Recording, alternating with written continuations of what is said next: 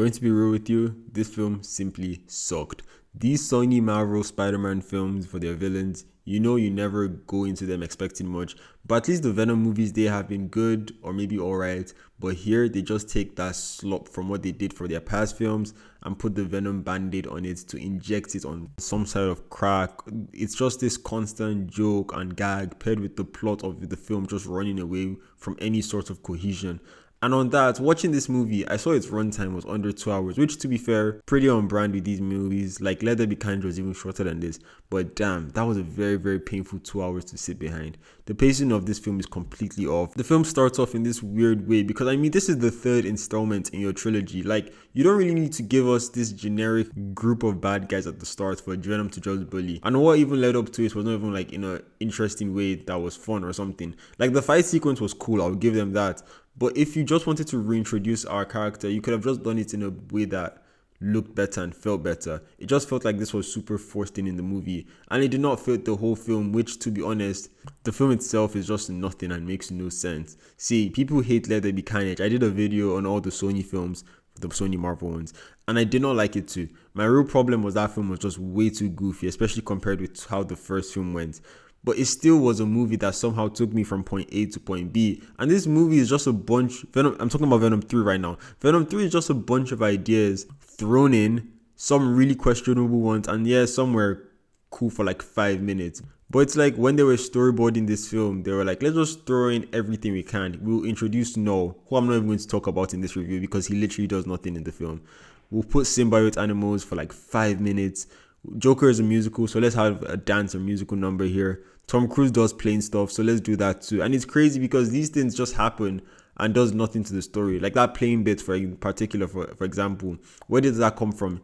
Like that scene just happened out of nothing. They said they were going to go to New York and we don't even see them for like maybe 10 minutes or 20 minutes and we just see him on a plane. What? And that was even, as I was saying, we don't see them for like 20 minutes because they were trying to introduce characters played by Chiwetel Ejiofor, Juno Temple, and some other random person, which they do a terrible job at trying to introduce them. Such a waste of talent to put them in this, which also comes back to that pacing issue that I mentioned.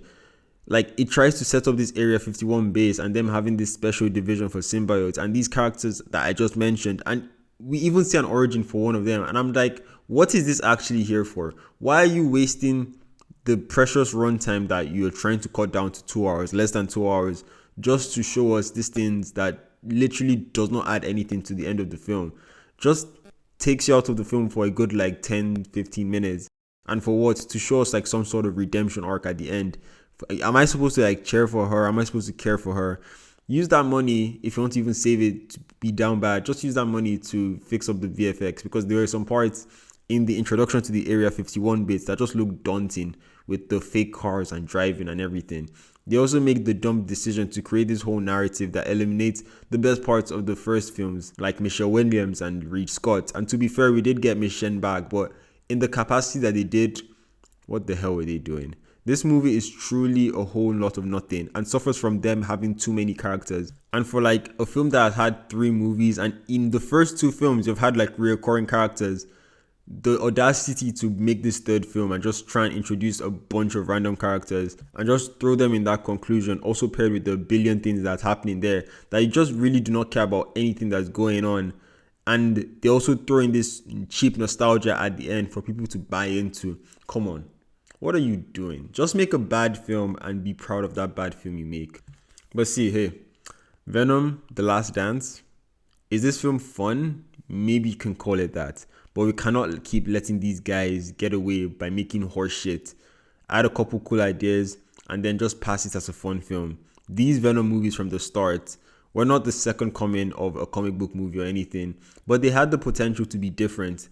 That first film was a shadow of what it could have been. And the second movie was a generic comic book film. What do you expect? But this film, Venom 3, I just hope after Craven, Sony can just stop doing these movies and just focus on their cartoons. Thank you for watching this video. Peace.